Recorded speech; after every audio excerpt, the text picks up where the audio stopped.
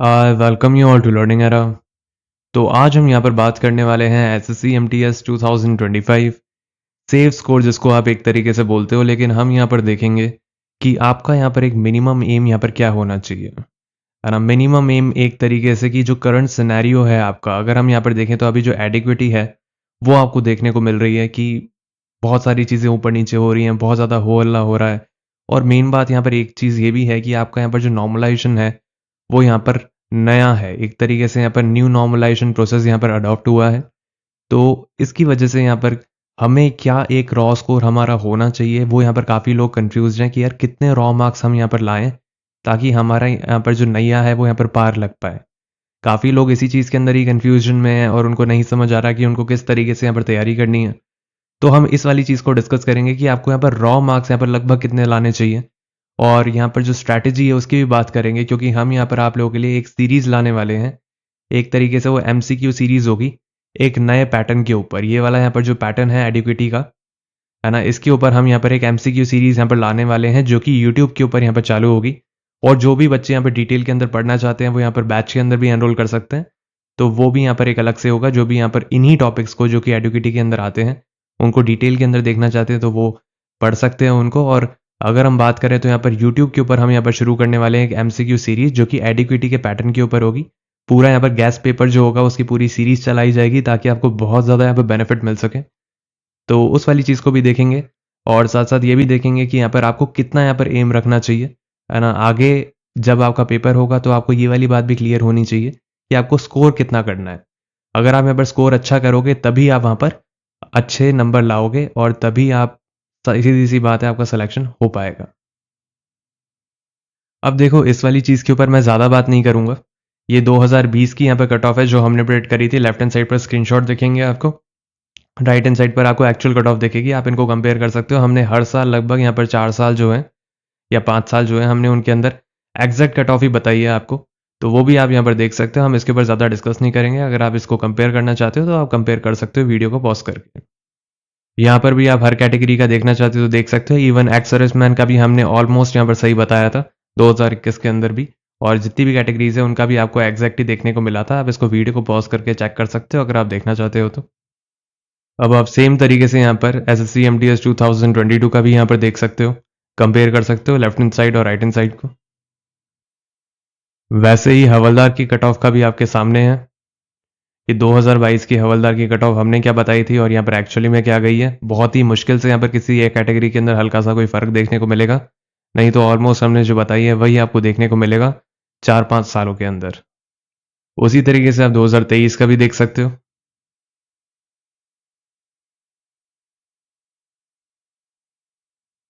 और सेम उसी तरीके से यहाँ पर जो 2024 का जो टीयर 1 है उसकी भी आप देख सकते हो कि हमने यहाँ पर कितनी कम बताई थी और एक्चुअली के अंदर हर एक कैटेगरी की उसी तरीके से यहाँ पर गई है जो हमने बताई है, सेम रेंज में गई है सारी की सारी। आप इसको वीडियो को पॉज करके चेक भी कर सकते हो अगर आप देखना चाहते हो तो। और यहाँ पर जो फाइनल कट ऑफ थी इसकी हमने यहाँ पर कट ऑफ निकाली ज़रूर थी, लेकिन हमने यहाँ पर ये लगभग 9009 के वैकेंसीज समथिंग पे यहाँ पर निकाली थी, लेकिन आखिरी के अंदर वो वैकेंसीज हो चुकी थी यहाँ पर 11 के प्लस। मतलब 2000 वैकेंसीज का यहाँ पर इंक्रीमेंट आ चुका था। तो वो वाला वीडियो भी आप जाकर चेकआउट कर सकते हो कि हमने 9 के वैकेंसीज पे जो बताई थी तो वो यहाँ पर कितनी बताई थी और 11 के होती तो यहाँ पर कितनी हो जाती, ये भी हमने वीडियो यहाँ पर निकाल दिया था। तो आप उसको भी जाकर चेकआउट कर सकते हो। तो हमने यहाँ पर जो वैकेंसीज पे बताई थी वो थी 9 के, और यहाँ पर 2 दिन के बाद ही रिजल्ट आ गया था फाइनल वैकेंसीज रिलीज होने के बाद, जिसके अंदर 2000 वैकेंसीज बढ़ चुकी थी।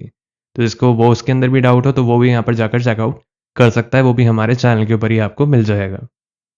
तो पिछले 4-5 सालों के अंदर हमने यहाँ पर जो भी कट ऑफ बताई है वैसा ही रहता है यूजुअली एक सिनेरियो। उसके अंदर आपको बहुत ही मुश्किल से ही कोई ऊपर नीचे कुछ देखने को मिलता है। लेकिन इस बार आपका क्या है कि इस बार आपकी यहाँ पर जो नॉर्मलाइजेशन प्रोसेस है वो यहाँ पर नया है, और यहाँ पर इस बार काफ़ी सारी चीज़ें नई हैं। तो एक तो वेंडर भी नया है ना, और बहुत सारी चीज़ें अभी यहाँ पर देखने को मिल रही हैं जो कि बहुत ऊपर नीचे चीज़ें हो रही हैं। उसको भी यहाँ पर थोड़ा बहुत डिस्कस करेंगे कि हम क्या कर सकते हैं उसके रिगार्डिंग। और यहाँ पर जो भी एक सिनेरियो होता है उसको हम यहाँ पर अडॉप्ट करते हुए चलेंगे, है ना। हमारी अगर तैयारी, मान लो हम एडिक्विटी के पैटर्न पे अभी चलेंगे, और जैसे ही अगर हमें लगता है कि यहाँ पर कुछ बहुत बड़ा बवाल हो जाता है और उसके बाद यहाँ पर आंदोलन होता है और वो सक्सेस हो जाता है, और उसके बाद यहाँ पर वेंडर की यहाँ पर फिर से शुरुआत होती है, कोई नया वेंडर लाया जाता है, टीसीएस लाई जाती है मान लो, तो उसके बेसिस पर भी हम यहाँ पर तैयारी शुरू रखेंगे। यहाँ पर जो एमसीक्यू सीरीज़ है वो यहाँ पर चालू रहेगी आप लोगों की, जो कि हम एसएससी एमटीएस के लिए स्पेशली निकाल रहे हैं। एसएससी एमटीएस और हवलदार दोनों के लिए यहाँ पर जो एमसीक्यू सीरीज़ है वो यहाँ पर यूट्यूब के ऊपर निकाली जाएगी। और यहाँ पर जो भी बच्चे यहाँ पर डिटेल के अंदर थोड़ा पढ़ना चाहते हैं यही एडुकेटी के टॉपिक्स, और यहाँ पर जो करंट पैटर्न है और सारे मोस्ट इंपॉर्टेंट टॉपिक्स हैं वो यहाँ पर इन गिनती के महीनों के अंदर वो पढ़ सकते हैं हमारे साथ जुड़ के। तो उसकी भी यहाँ पर मैं जो डिटेल्स है वो आप लोगों के साथ यहाँ पर शेयर करूँगा आगे वीडियो के अंदर। और अगर मैं बात करूँ यहाँ पर, तो सबसे पहले हम यहाँ पर देखेंगे हर एक साल का, जैसे अभी 2022 से मैं शुरू कर रहा हूँ। एक तो हम इनकी वैकेंसीज देखेंगे, फिर यहाँ पर देखेंगे इनकी फाइनल कट ऑफ यहाँ पर क्या रही थी, है ना, क्या एक तरीके से फ्लक्चुएशन देखने को मिला था। और आखिरी में हम देखेंगे कि रॉ मार्क्स आपको यहाँ पर लगभग कितने यहाँ पर लाने चाहिए, और अगर एक हार्ड शिफ्ट मिलती है तो यहाँ पर कितना होना चाहिए स्कोर, और अगर एक ईजी मिलती है तो यहाँ पर कितना होना चाहिए। क्योंकि यहाँ पर नॉर्मलाइजेशन फॉर्मूला भले ही वो यहाँ पर नया लगा रहे हैं, लेकिन जो एक्चुअली में एक सिनेरियो चलता है रॉ मार्क्स के बेसिस पे, हम उसको डिस्कस करेंगे at the end of the video.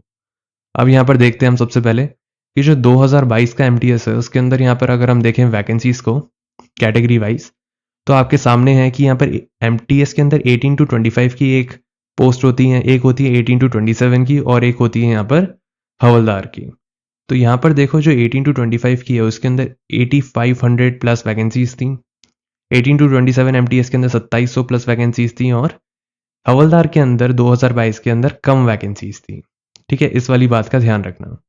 अब यहाँ पर देखो ओवरऑल अगर मैं यहाँ पर देखूँ तो 11,700 कुछ वैकेंसीज यहाँ पर बन रही थी, और यही थी आपकी यहाँ पर फाइनल वैकेंसीज 2022 के अंदर। तो 2022 की यहाँ पर जो फाइनल कट ऑफ आपको देखने को मिली उसके अकॉर्डिंग, तो यूआर की आपको देखने को मिली 125.06, ओबीसी की आपको देखने को मिली 124.82, ईडब्ल्यूएस की आपको देखने को मिली 122.55, एससी कैटेगरी की आपको देखने को मिली 119.77, और एसटी कैटेगरी की आपको 112 तक देखने को मिली। तो ये थी आपकी यहाँ पर फाइनल कट ऑफ 2022 की, जहाँ पर एमटीएस की जो वैकेंसी थी वो ज़्यादा थी, इस वजह से इसकी जो कट ऑफ थी वो हवलदार के कंपैरिजन में थोड़ी कम रही। लेकिन इस वाले वीडियो के अंदर हम यहाँ पर बात करने वाले मेनली एमटीएस की। हम इस वाले वीडियो के अंदर हवलदार के यहाँ पर थोड़ा सा कम डिस्कस करेंगे, उसको हम अगले वीडियो के अंदर यहाँ पर देखेंगे। अब यहाँ पर बात करते हैं एसएससी एमटीएस 2023 की, जिसके अंदर यहाँ पर जो वैकेंसीज हैं आपकी वो है आपके सामने। एमटीएस की यहाँ पर 18 to 25 एज ग्रुप के अंदर 1186 वैकेंसीज, मतलब कम वैकेंसीज आपको देखने को मिली थी 2023 के अंदर। देख रहे हो कितना यहाँ पर डिफरेंस था। 2022 के अंदर जो वैकेंसीज थी वो आपको बहुत ज़्यादा देखने को मिली थी एमटीएस के अंदर। हवलदार की वैकेंसीज मानता हूँ तब बहुत कम थी, लेकिन इसके अंदर भी जो हवलदार की वैकेंसीज हैं वो यहाँ पर कम ही है 2023 के अंदर, और इवन 2022 से ही कम है। और यहाँ पर अगर हम देखें एमटीएस के अंदर 18 to 25 के अंदर तो 1186 वैकेंसीज आपको देखने को मिली, और 18 to 27 के अंदर आपको 206 ही देखने को मिली। तो वैकेंसीज काफ़ी कम थी, और ये वाली बात सच है कि वैकेंसीज कम थी, और यही आपको बहुत कम वैकेंसीज के अंदर ही आपको देखने को मिला। लेकिन इसकी यहाँ पर जो कट ऑफ थी वो यहाँ पर डिफिकल्टी लेवल की वजह से कुछ ज़्यादा यहाँ पर इसके अंदर फ़र्क नहीं देखने को मिला था हमें एमटीएस 2022 के कंपैरिजन में और एमटीएस 2023 के अंदर। अगर हम कंपेयर करें, अभी हम आगे चल के वीडियो के अंदर वो भी देखते हैं।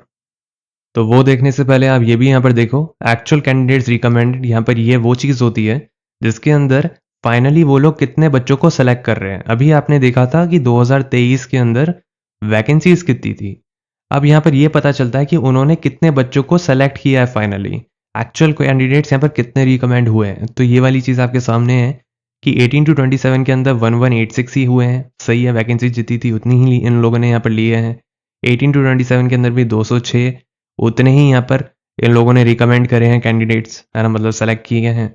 और आप यहाँ पर देख सकते हो इसके बाद यहाँ पर हवलदार की अगर मैं बात कर रहा हूँ तो 396 वैकेंसीज थी, है ना, और यहाँ पर देखो 394 कैंडिडेट्स लिए हैं, मतलब यहाँ पर 2 कैंडिडेट का यहाँ पर आपको एक्सेप्शन देखने को मिला, है ना। तो बेसिकली यहाँ पर जितने यहाँ पर कैंडिडेट्स लिए हैं उतनी ही यहाँ पर लगभग वैकेंसीज थी, कुछ भी यहाँ पर बहुत ज़्यादा ऊपर नीचे नहीं देखने को मिला। जबकि एक बार ऐसा हो गया था कि यहाँ पर हवलदार के अंदर इन लोगों ने काफ़ी कम बच्चे बुला लिए थे और आखिरी के अंदर उतनी पोस्टें ही नहीं भर पाई, ये भी इनकी तरफ से हुआ था एक बार।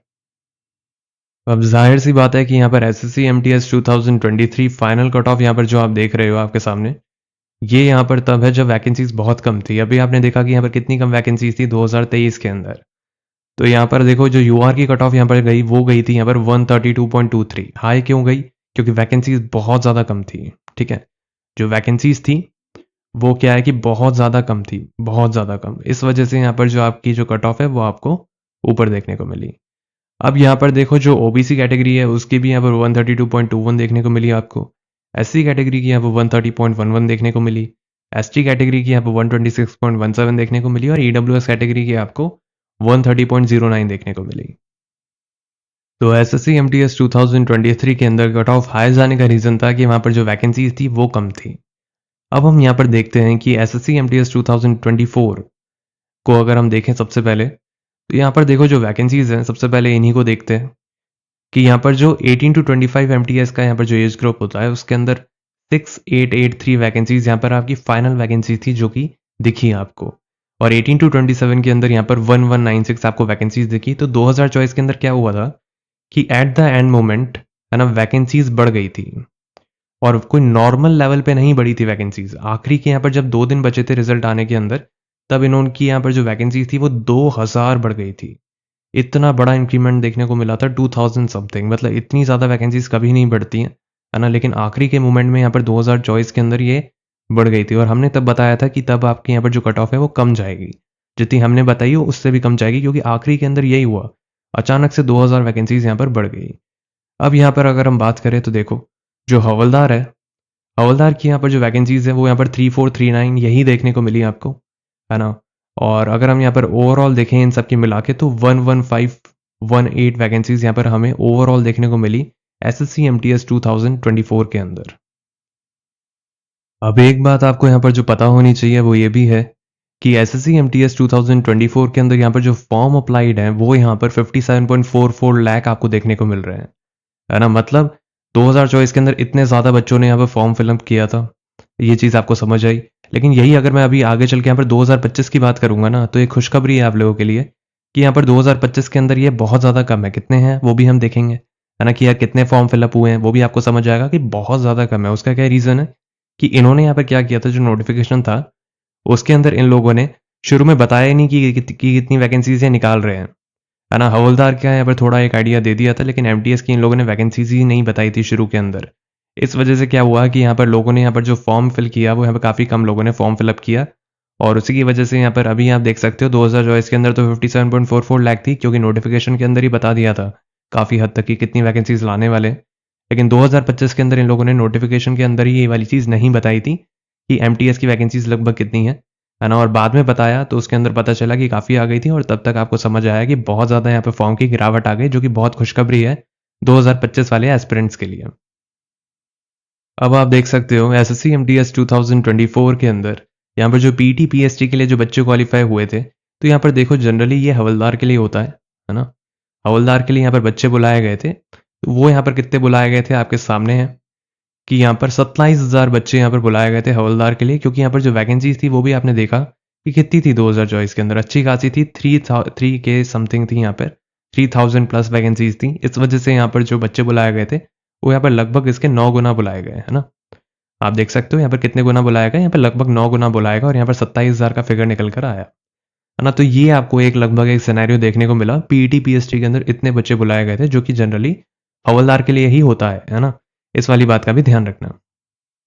अब यहाँ पे ध्यान दो, SSC MTS 2024 final cut off यहाँ पर क्या गई थी, तो यूआर की यहाँ पर 120.78 आपको देखने को मिली थी, ओबीसी की आपको 120.21 देखने को मिली थी, ईडब्ल्यूएस की यहाँ पर 118.31 देखने को मिली थी, एससी कैटेगरी की 114.85 देखने को मिली और एसटी कैटेगरी की 105.82 देखने को मिली। अब ये आपको क्यों देखने को मिली, इसका क्या रीजन हुआ कि यार 120 तक चली गई, मतलब अच्छी कम कट ऑफ ही गई थी आपकी, है ना, इतनी ज़्यादा नहीं गई थी, जो कि अच्छी बात है। अब ये क्यों हुआ, आखिरी के अंदर आपकी 2K वैकेंसीज बढ़ गई थी, इसकी वजह से 2000 प्लस वैकेंसीज का अचानक से यहाँ पर उछाल देखने को मिला रिजल्ट के सिर्फ 2 दिन पहले, है ना। 2 डेज बिफोर द रिजल्ट आपको यहाँ पर एक अच्छा खासा उछाल देखने को मिला। तो इस वजह से आपकी यहाँ पर जो वैकेंसीज थी ना वो यहाँ पर बढ़ने की वजह से आपकी जो कट ऑफ है वो यहाँ पर इतनी कम चली गई। 2000 वैकेंसीज बहुत ज़्यादा वैकेंसीज होती हैं, आखिरी के अंदर बढ़ना एक तरीके से सपना होता है वो कि 2000 वैकेंसीज बढ़ जाए। तो ये हुआ था एसएससी एमटीएस 2024 के अंदर और इसकी वजह से यहाँ पर काफ़ी लोगों को यहाँ पर खुशी महसूस हुई और काफ़ी यहाँ पर उनका अच्छा भी हुआ, जो कि काफ़ी अच्छी बात है। तो अब हम बात करते हैं यहाँ पर मेन मुद्दे के ऊपर, जो कि है एसएससी एमटीएस 2025। अब देखो ये वाला यहाँ पर जो साल है यही सबसे ज़्यादा इंपॉर्टेंट है और अभी तक आपको पूरा ओवरव्यू समझ आ चुका है कि यार हर एक साल के अंदर क्या एक खिचड़ी पकी थी, क्या हुआ था, सारी चीज़ें हमने यहाँ पर डिस्कस करी। कोई भी यहाँ पर डाउट हो तो पूछ लेना कमेंट सेक्शन के अंदर, कोई मना ही नहीं है ना। लेकिन 2025 के अंदर आपको सारी चीज़ें पता होनी चाहिए कि क्या अच्छी चीज़ें हैं, क्या बुरी चीज़ें हैं, सारी चीज़ों को देखते हैं और उसके बाद देखते हैं कि लगभग आपका क्या एक एम रहना चाहिए। मॉक टेस्ट दे रहे हो तो क्या एक एम होना चाहिए, सारी की सारी चीज़ों को देखते हैं। तो देखो 2025 के यहाँ पर जो फॉर्म अप्लाइड है आपके, वो यहाँ पर 36 लाख ही हुए हैं। इसका क्या रीज़न हुआ, मैंने अभी बताया था कि नोटिफिकेशन के अंदर इन लोगों ने एमटीएस की वैकेंसी शुरू में बताई ही नहीं थी। उसकी वजह से क्या हुआ कि काफ़ी लोगों को लगा कि शायद कम आएंगी इसलिए नहीं बता रहे हैं, ऐसा कुछ हो रहा है, तो लोगों ने फॉर्म ही नहीं भरे। जबकि आपने देखा कि 2024 का जो एमटीएस था ना, एमटीएस 2024, इसके अंदर आपने अभी देखा था पीछे वीडियो के अंदर कि 57 लाख लोगों ने फॉर्म भरा था। 57 लाख, और यहाँ पर सिर्फ 36 लाख लोगों ने फॉर्म भरा है। मतलब इतनी यहाँ पर गिरावट क्यों आ गई, क्योंकि यहाँ पर जो 2025 का आपका जो साल है उसके अंदर यहाँ पर शुरू के अंदर इन लोगों ने नहीं बताया था, तो वैकेंसीज ना बताने की वजह से हमें ये चीज़ देखने को मिली। अब हम बात करते हैं यहाँ पर एसएससी एमटीएस हवलदार 2025 का वेटेज। तो देखो ये यहाँ पर कुछ खास बदला नहीं है, सेम ही चीज़ें हैं लगभग, सेशन 1 और सेशन 2। अब मैं आपको एक बात बता दूं कि ये वाला यहाँ पर जो सेशन होता है क्वालिफाइंग होता है। सेशन 1 मतलब आपकी यहाँ पर जो मैथ्स और रीजनिंग है ना, ये आपको यहाँ पर सिर्फ क्वालिफाई करनी पड़ती है। मतलब आपके यहाँ पर जो मैथ्स आती है वो, और आपके यहाँ पर जो रीजनिंग आती है वो, इसके अंदर आपको कोई बहुत ज़्यादा नंबर लाने की ज़रूरत नहीं है, आपको इसके अंदर बस पास होना है। ठीक है, इसके अंदर आपको बस पास होना होता है। आपके यहाँ पर जो सिलेक्शन होता है वो यहाँ पर डिपेंड करता है आपकी जनरल अवेयरनेस और आपके यहाँ पर इंग्लिश के बेसिस पे। मतलब आपको जो सिलेक्शन मिलेगा वो यहाँ पर इन दोनों के बेसिस पर मिलेगा। आप अगर इनके अंदर ज़्यादा नंबर लाओगे तो ही आपका सिलेक्शन डिसाइड होगा। अगर आप इसके अंदर ज़्यादा नंबर लाओगे तो ही आपका जो सिलेक्शन है वो यहाँ पर होगा, है ना। लेकिन आपकी बस कंडीशन ये है कि आपको इन दोनों सब्जेक्ट्स को पास करना है, और पास यहाँ पर हर कोई कर लेता है। इसके अंदर इतनी ज़्यादा दिमाग आपको नहीं लगाना होता है। जो भी यहाँ पर 1-2 अटेम्प्ट देकर बैठा है उसको पता होंगी ये सारी चीज़ें, लेकिन जो भी न्यू कमर है उसके लिए ये वाली बातें हैं। अब यहाँ पर देखो जो नंबर ऑफ क्वेश्चन आते हैं जिसके अंदर आपको सिर्फ पास करना पड़ता है, वो यहाँ पर देखो 20 सवाल आते हैं मैथ्स के अंदर, रीजनिंग के अंदर भी 20 आते हैं। अब ये एक सवाल 3 मार्क्स कैरी करता है, इस वजह से यहाँ पर ये 60 नंबर का हो जाता है मैथ्स, और रीजनिंग भी यहाँ पर 60 नंबर की हो जाती है। तो ईजिली बस यहाँ पे क्वालिफाई करना पड़ता है, इस वजह से यहाँ पर इतना ज़्यादा कोई लोड होता नहीं है। लगभग हर कोई पास हो ही जाता है, बहुत ही रेयर कोई होता है जो कि फेल होता है इनमें। अब यहाँ पर देखो 45 मिनट मिलते हैं आपको इसको पूरा करने के लिए। और अगर मैं यहाँ पर बात करूँ जो सेशन 2 है, सेशन 2 के अंदर यहाँ पर 25 सवाल आते हैं। 25 सवाल यहाँ पर वही 3 मार्क्स कैरी करते हैं, तो 75 हो जाते हैं इनके मार्क्स। और सेम यहाँ पर 25 सवाल के अंदर एक सवाल यहाँ पर 3 मार्क कैरी करता है, इसलिए ये भी 75 हो जाते हैं मार्क्स। तो यहाँ पर देखो जो जीके है वो यहाँ पर 25 नंबर, इंग्लिश जो है वो भी 25 सवाल, और यहाँ पर जो इंग्लिश है वो भी 25 सवाल। तो यहाँ पर 50 सवाल ही आपके डिसाइड करते हैं कि आप यहाँ पर उठा पाओगे यहाँ पर एमटीएस या हवलदार या नहीं, यही डिसाइड करते हैं। मतलब सेशन 2 ही होता है आपका डिसाइडिंग फैक्टर। ठीक है, ये वाली चीज़ आपको पता होनी चाहिए। अभी मैं आगे चल के आपको नोटिफिकेशन के अंदर जो लाइनें दी हुई हैं वो भी बता दूंगा, है ना। तो यही होता है आपका डिसाइडिंग फैक्टर। मतलब आपकी यहाँ पर जो मेरिट है वो बनाते हैं जनरल अवेयरनेस और यहाँ पर इंग्लिश। अब इंग्लिश क्या होता है, इंग्लिश इतनी हार्ड नहीं आती, इंग्लिश जनरली ईजी आती है ना। अभी अगर हम यहाँ पे पैटर्न देख रहे हैं तो इंग्लिश को बहुत ज़्यादा मुश्किल नहीं पूछी जा रही है, कुछ 1-2 चीज़ें नहीं पूछी जा रही हैं, जैसे होमोनिम्स हैं, है ना। ये यहाँ पर आपको नई चीज़ें पूछी जा रही हैं, है ना। तो इनको हम करा देंगे, कुछ भी हमें नया लगेगा हम यहाँ पर इसी चैनल के ऊपर ही करा देंगे। बाकी यहाँ पर जो जनरल अवेयरनेस है इसकी हम यहाँ पर पूरी सीरीज़ निकालने वाले हैं यूट्यूब के ऊपर, एमसीक्यू सीरीज़। तो वो आप यहाँ पर देख सकते हो। और अगर यहाँ पर कोई भी टॉपिक को पूरा डिटेल के अंदर पढ़ना चाहता है, एडिक्यूटी के यहाँ पर जो भी टॉपिक्स आ रहे हैं, अगर वो आप हमारे साथ पूरे डिटेल के अंदर पूरा यहाँ पर स्ट्रैटेजी वाइज पढ़ना चाहते हो, इसके अंदर आपको प्रिंटेबल नोट्स भी मिले, इसके अंदर आपको यहाँ पर क्लास नोट्स भी मिले, यहाँ पर लेक्चर्स भी मिले, क्विज़ेस भी मिले, और उसके अंदर रैंकिंग सिस्टम भी हो, बहुत सारी चीज़ें मिलती है। इवन आपको रेगुलर अपडेट्स भी मिलते हैं सारी चीज़ों के। तो आप हमारे साथ जुड़ सकते हो, जिसका लिंक आपको कमेंट सेक्शन और डिस्क्रिप्शन बॉक्स दोनों जगह मिल जाएगा। अब देखो जिन भी बच्चों को यहाँ पे डाउट है वो आप यहाँ पर नोटिफिकेशन के अंदर लिखा भी पढ़ सकते हो, the merit list would be prepared solely. मतलब अकेले यहाँ पर जो मेरिट लिस्ट जो बनेगी वो यहाँ पर किसके बेसिस पे बनेगी, based on performance in session 2। ये चीज़ आपके यहाँ पर नोटिफिकेशन के अंदर ही लिखी हुई है कि सेशन 2 मतलब यहाँ पर आपका जो इंग्लिश है और आपके यहाँ पर जो जीके है, इसके बेसिस पर ही बनेगी आपकी मेरिट, है ना। आपको बस मैथ्स और रीजनिंग को यहाँ पर क्वालिफाई करना है। तो ये वाली चीज़ होती है यहाँ पर एमटीएस हवलदार का यहाँ पर जो एग्ज़ाम होता है उसके अंदर यही एक पैटर्न फॉलो होता है। अब यहाँ पर देखो नई चीज़ क्या है ना।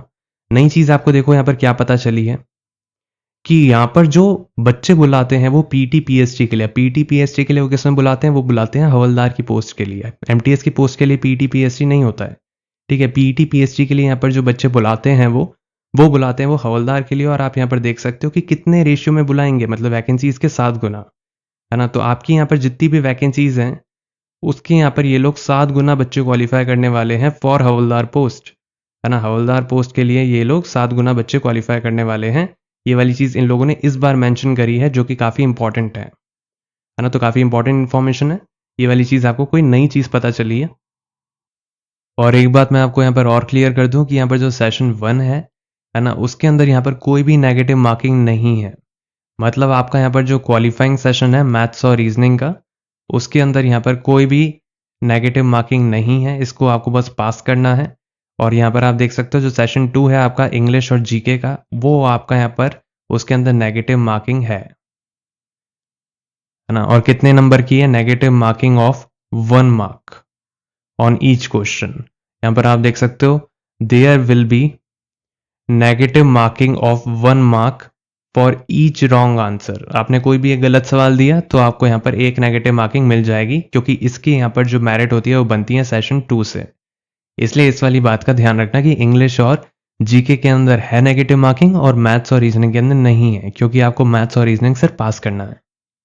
अब हम बात करते हैं यहाँ पर कि आपकी कितनी वैकेंसीज हैं जो कि पहले नहीं बताई गई थी, है ना। पहले यहाँ पर सच बात बोलूँ तो सिर्फ 1075 बताई गई थी, वो भी हवलदार की। लेकिन अब आपकी हवलदार के अंदर 1075 भी नहीं है, अब आपकी हवलदार के अंदर हो चुकी है 1089।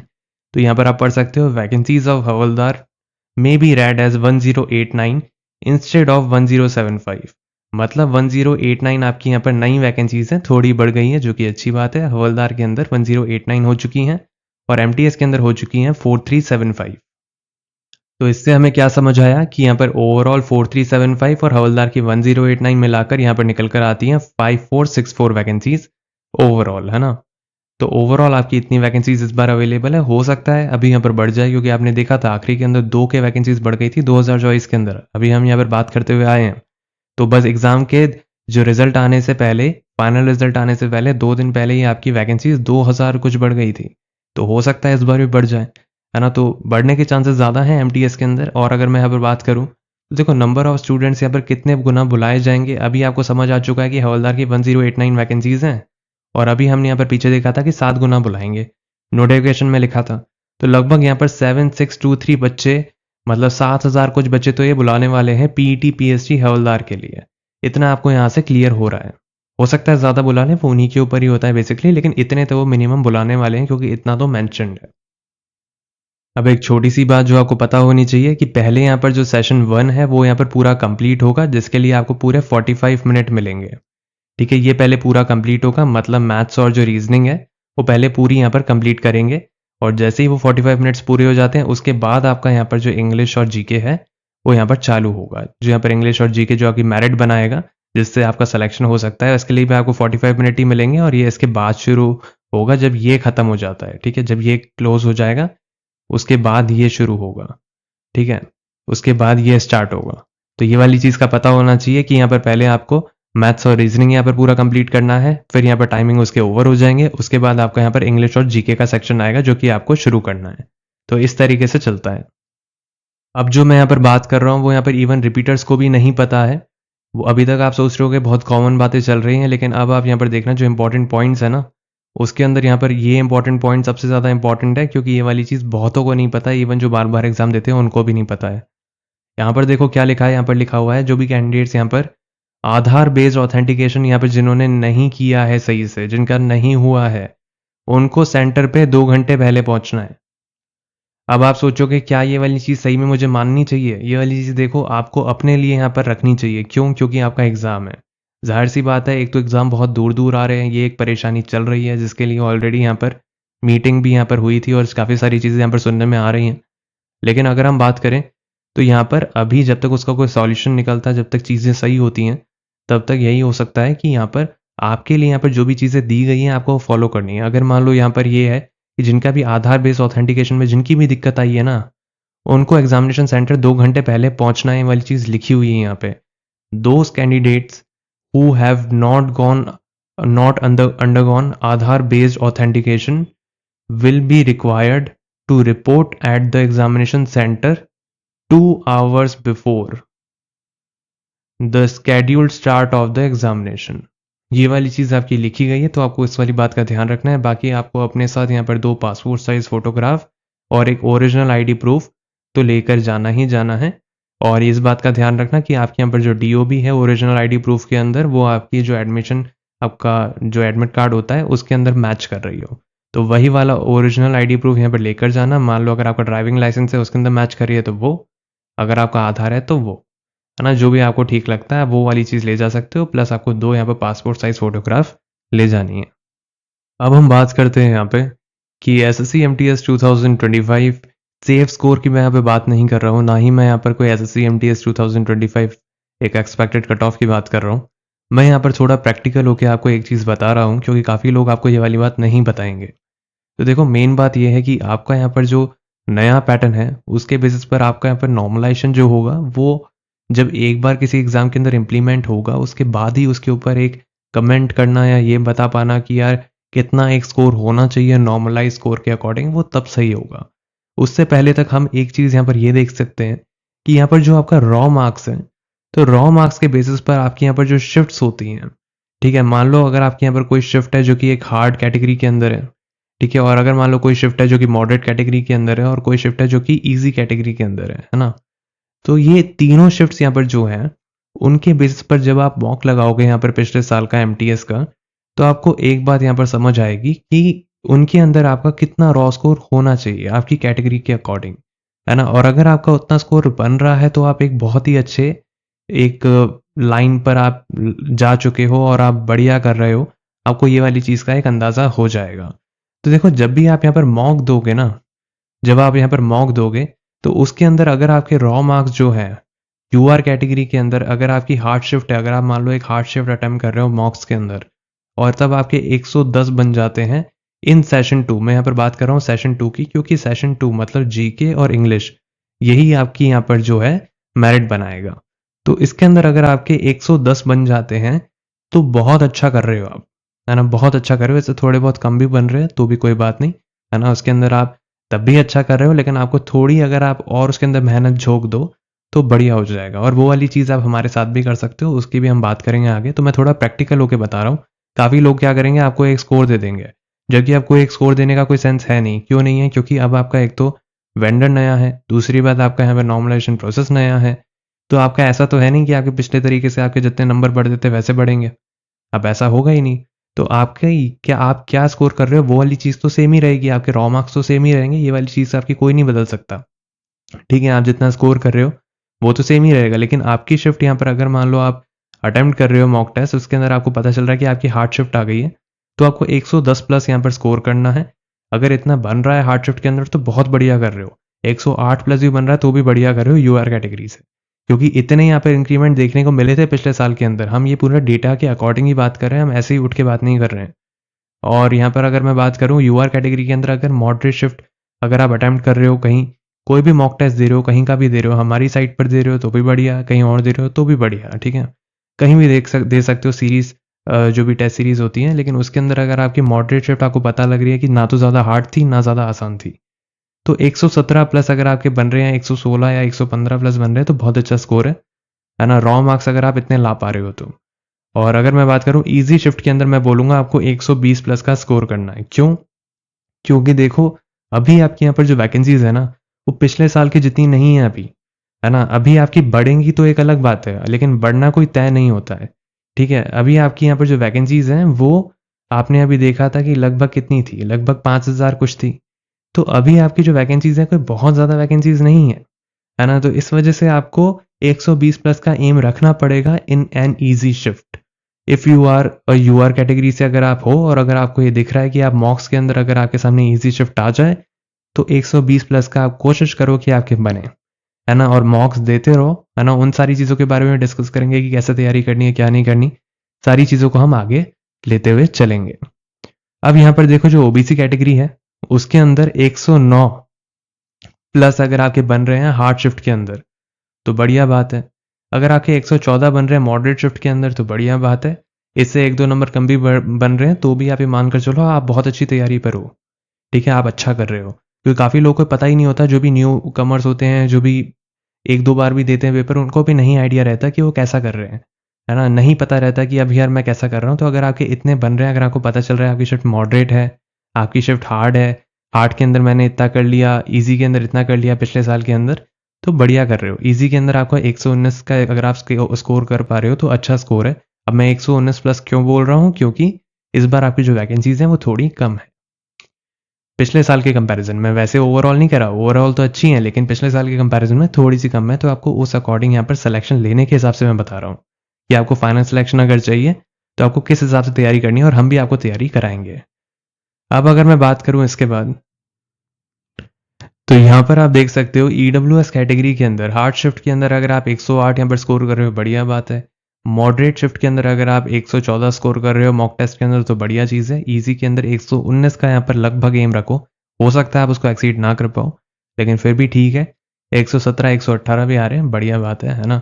तो अगर इतना आप यहाँ पर स्कोर कर पा रहे हो ईजी शिफ्ट के अंदर, तो बढ़िया बात है, आपकी तैयारी अच्छी चल रही है। और अगर मैं यहाँ पर बात करूँ SC कैटेगरी के अंदर, तो यहाँ पर देख सकते हो हार्ड शिफ्ट के अंदर अगर आप 105 स्कोर करते हो तो अच्छा स्कोर है। मैं यहाँ पर 105 क्यों बोल रहा हूँ? क्योंकि देखो जब नीचे जाता है ना स्कोर, तो उसके बाद यहाँ पर मानता हूँ एक जगह पर आपका ब्रेक इवन पॉइंट के ऊपर काफ़ी ज़्यादा बढ़ता है ना? लेकिन ये भी बात होती है कि हार्ड शिफ्ट के अंदर जैसे ही आपका जाता है तो कोई बहुत ज़्यादा बेनिफिट नहीं मिलता है। एक पिछले साल थोड़ा बहुत मिला था, लेकिन तब भी आपको ये लेकर चलना है। एक सेफ कैटेगरी में अगर आपको लाए करना है तो 105 प्लस अगर आपके बन रहे हैं हार्ड शिफ्ट के अंदर SC कैटेगरी से, तो बढ़िया बात है ना? और अगर मान लो आप कोई मॉक टेस्ट देते हो इसके अंदर मॉडरेट शिफ्ट है, आपको लग रहा है ना तो ज़्यादा ईजी है ना ज़्यादा हार्ड है, तो 110 प्लस स्कोर कर रहे हो, बढ़िया बात है। और अगर मान लो ईजी शिफ्ट है तो 113 प्लस का एम रख रहे हो ना, बहुत बढ़िया है ना? इतना अगर आपके बन रहे हैं तो आप अच्छा कर लोगे, वहाँ पे आपका सिलेक्शन हो जाएगा, है ना? इस हिसाब से आपको चलना है, क्योंकि और कोई बेसिस है ही नहीं। अगर आपको कोई यहाँ पर बता रहा है ना, एक स्कोर बता रहा है और वैसे बता रहा है, तो वो आपको एक तरीके से सच पता चल रहा ही नहीं दे रहा कि अभी यहाँ पर क्या एक सिचुएशन है। यहाँ पर सारी चीज़ें बदल चुकी हैं। अगर हम एक नॉर्मलाइज स्कोर की बात करें तो आपको कोई भी नहीं बता सकता, इवन भगवान आके भी नहीं बता सकता अभी। तो ये वाली चीज़ें रियलिटी हैं जो हम यहाँ पर डिस्कस कर रहे हैं। अब यहाँ पर देखो जो ST कैटेगरी है, ST कैटेगरी के अंदर यहाँ पर 98 अगर आप यहाँ पर स्कोर कर रहे हो हार्ड शिफ्ट के अंदर, है ना? पिछले साल का अगर आप उठाकर कर रहे हो या कुछ भी कर रहे हो, अगर हार्ड शिफ्ट है, अगर आपके 98 स्कोर बन रहा है सेशन 2 के अंदर, तो बहुत बढ़िया है, ठीक है? और अगर यहाँ पर मॉडरेट शिफ्ट के अंदर 101 का कर रहे हो, अच्छी बात है। ईजी के अंदर 103 104 का यहाँ पर लेकर चलना है ना? जितना ज़्यादा करोगे उतना बढ़िया होता है ईजी शिफ्ट के अंदर। लेकिन अगर इतनी कर रहे हो तो आपकी तैयारी अच्छी है, ठीक है? और इसके बाद आपको यहाँ पर ऐड ऑन करना है, और हम भी यहाँ पर आप लोगों को तैयारी कराएंगे, उसके बारे में भी हम डिस्कस करते हैं। तो देखो हम आप लोगों के लिए एक तो यहाँ पर एक सीरीज निकालने वाले हैं जो कि होगी MCQ सीरीज, जो कि हम यहाँ पर कंडक्ट करेंगे यूट्यूब चैनल के ऊपर, है ना? और इसके अंदर हम यहाँ पर जो नया पैटर्न होगा एडिक्विटी का, उसके बेसिस के ऊपर ये वाली यहाँ पर जो सीरीज़ है वो यहाँ पर निकालेंगे। तो यहाँ पर जो भी बच्चे नहीं जुड़े हुए यहाँ पर जुड़ सकते हैं यूट्यूब चैनल से और टेलीग्राम चैनल से भी। और अगर मैं बात करूँ तो हम यहाँ पर एक क्रैश कोर्स भी निकाल रहे हैं जो कि इन्हीं यहाँ पर जो टॉपिक्स को कवर करेगा, और जो मेन इंपॉर्टेंट टॉपिक्स होंगे उनको आपको यहाँ पर डेप्थ के अंदर पढ़ाया जाएगा, ठीक है? जिसके अंदर आपको यहाँ पर लेक्चर्स भी मिलेंगे, साथ साथ आपको यहाँ पर क्लास नोट्स भी मिलेंगे। क्लास नोट्स के साथ साथ आपको यहाँ पर जो प्रिंटेबल PDFs हैं वो भी यहाँ पर अवेलेबल होंगी, है ना? ताकि आप आराम से यहाँ पर जो प्रिंट है वो निकाल कर आप कर पाओ। और आपको यहाँ पर क्विजेस भी यहाँ पर मिलेंगी जिसके अंदर आपको रैंक्स अलॉट होंगी, ठीक है? जिसके अंदर आपको रैंक्स अलॉट होंगी कि आप यहाँ पर किस रैंक पर हो दूसरे बच्चों के कंपैरिजन में। तो यहाँ पर रैंक्स भी अलॉट होंगी, और इतना ही नहीं है, साथ साथ यहाँ पर हम आपको व्हाट्सएप अपडेट भी देंगे, जो कि आपका यहाँ पर कोई भी लेक्चर अपडेट होगा या कोई भी यहाँ पर PDF अपलोड होगी तो उस अकॉर्डिंग आपको यहाँ पर अपडेट्स भी मिलेंगे साथ ही साथ, है ना? और आप यहाँ पर हमसे डायरेक्टली यहाँ पर कंसल्ट कर सकते हो, है ना? जो भी आपके यहाँ पर डाउट्स या क्वेरीज हो वो आप हमसे व्हाट्सएप के ऊपर पूछ सकते हो। तो सारी की सारी चीज़ें आपको यहाँ पर मिलेंगी। और अगर आप यहाँ पर इसके अंदर एनरोल करते हो तो, और आप हमारे साथ ही यहाँ पर फिर तैयारी करोगे, और हमारे साथ आपका यहाँ पर जो GK का यहाँ पर जो पोर्शन है वो हम यहाँ पर कवर कराएंगे एग्जाम ओरिएंटेड, है ना? क्योंकि देखो जाहिर सी बात है कि यहाँ पर 1-2 महीनों के अंदर सारी चीज़ें तो नहीं पढ़ाई जा सकती हैं, लेकिन यहाँ पर हम एग्जाम ओरिएंटेड जो भी यहाँ पर इंपॉर्टेंट टॉपिक्स हैं उन सबको यहाँ पर हम कवर करने वाले हैं इस वाले बैच के अंदर। तो जो भी बच्चे यहाँ पर डिटेल के अंदर पढ़ना चाहते हैं वो यहाँ पर ज्वाइन कर सकते हैं, नहीं तो यहाँ पर जो MCQ सीरीज है ना वो तो हम यहाँ पर यूट्यूब के ऊपर ही यहाँ पर शुरू कर रहे हैं, है ना, कुछ ही देर के बाद, ताकि आपको यहाँ पर काफ़ी ज़्यादा यहाँ पर हेल्प मिल सके। जो भी बच्चे यहाँ पर पढ़ना चाहते हैं, है ना, उस अकॉर्डिंग तो यूट्यूब के ऊपर ही पढ़ सकते हैं, क्योंकि हम यहाँ पर पूरी की पूरी जो एडुकेटी के पैटर्न के ऊपर एक एमसीक्यू सीरीज़ ला रहे हैं आपकी तैयारी के लिए। क्योंकि काफ़ी लोगों को हमने देखा है कि जो एमटीएस होता है उसके ऊपर इतना ध्यान नहीं देते। वो सीजीएल के ऊपर लगे रहते हैं, सारी चीज़ों के ऊपर लगे रहते हैं, लेकिन वो एमटीएस के ऊपर इतना ध्यान नहीं देते।